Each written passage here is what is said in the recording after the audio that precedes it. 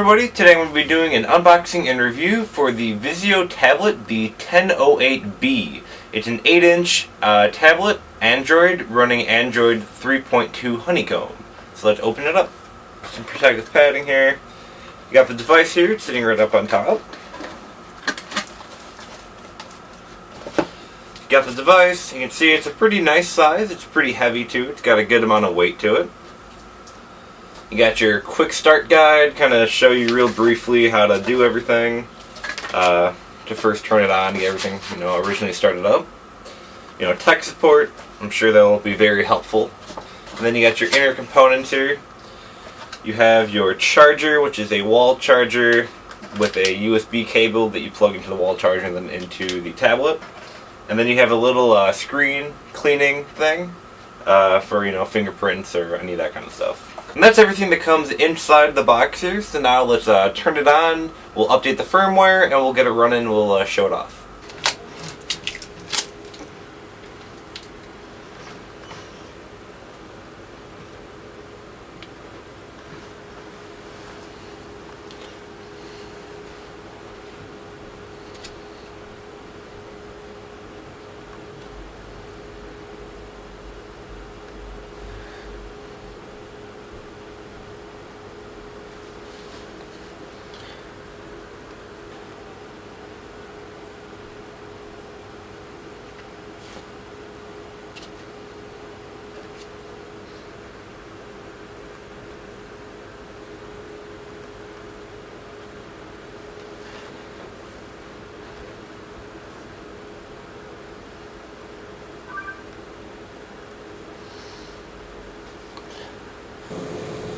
Okay, so we've updated the operating system to its newest form, which is now Android 3.2. We let it charge for a while, so we're good to go.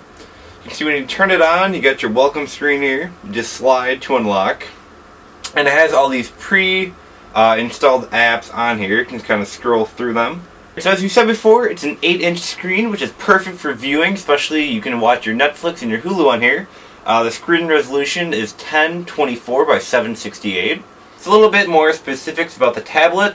It has 512 megabits of RAM. It's a 1 gigahertz processor. It has 4 gigabits of internal memory.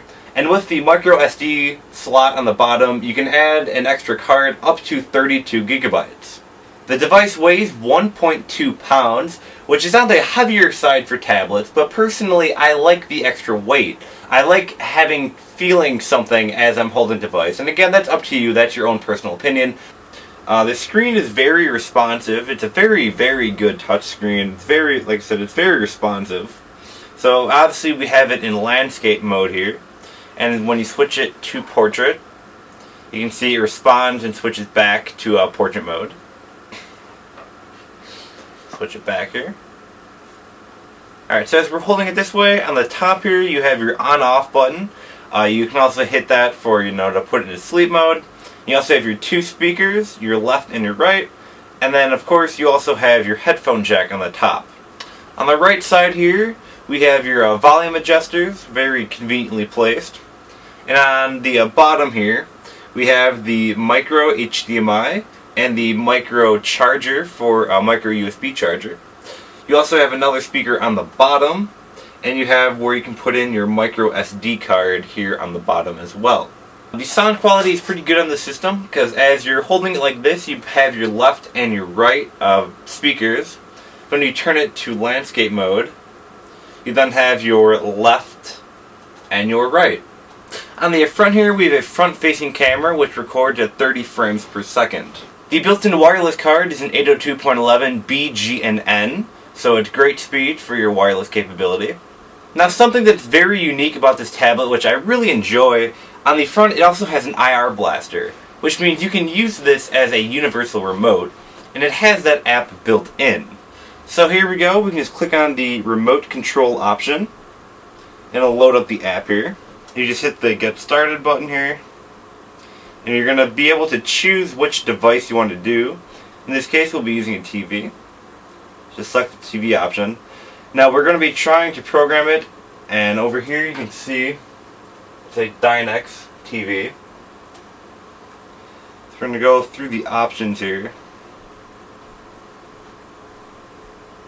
You can see it has tons of brands, so if you're worried that they might not have your TV brand, I'm sure it's here somewhere. I'm going to choose Dynex. Now, I can probably find my model number, but I'm going to just show you that if you do not know the model number, you can kind of go through the list here. So you can see the power button, that worked. So yes, that worked. The mute, you can see the mute button here is working. So yes, that worked. You can see the input changing.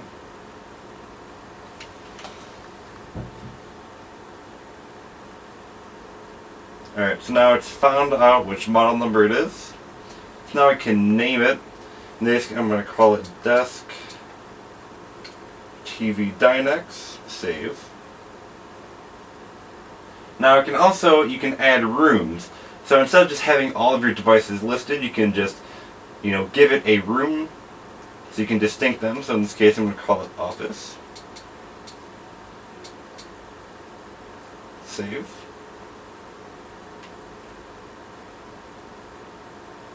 And so now you can see what the Universal Remote app looks like. It's very nice. It looks, it's pretty common like a Universal Remote. I got my TV in the background there. We're gonna try and go to Input, go to HDMI, because that's what my computer is hooked up to. You can see now it's switched to the HDMI. We can adjust the volume, hold right on here. So you can see that's how the Universal app works, and you can add all sorts of different devices. So it's a very nice little tool. The device comes built with a ton of apps that you'd come to expect from an Android tablet, including a calendar, alarm clock, you have your camera, you have your basic email app, and on top of that, you also have many Google products, such as Google Maps, Gmail, you have the YouTube app, you have Google Music and Google Drive. Google Music and Google Drive are both excellent programs, however they require internet access to use them. For more information on Google Drive and Google Music, you can check links below. I'll post them in the video description below. Now, the newer versions of Android, they now call the Android market Play. So they simplify everything. It's now called the Play Store. So the Play Store here, it comes, with all of what you would expect in a marketplace. You get all your different apps, you can download music from here. You can also use this thing as an e-reader, so you have access to all the Google ebooks. You can read books right off here, so if you're looking to get like a Kindle just for reading, you can just get this and use it as an e-reader. And of course, you can also download movies on here as well. Another nice thing about this tablet is that it actually comes built in with a GPS. So you can use, Google Maps or any other apps that may use like GPS locations. You can use that right off of here. Now the question comes, can you use this as a GPS? Yes and no. In order to fully use this thing as a GPS, you're going to need some sort of internet connection on the road, which, if you have like some kind of mobile hotspot, that works great.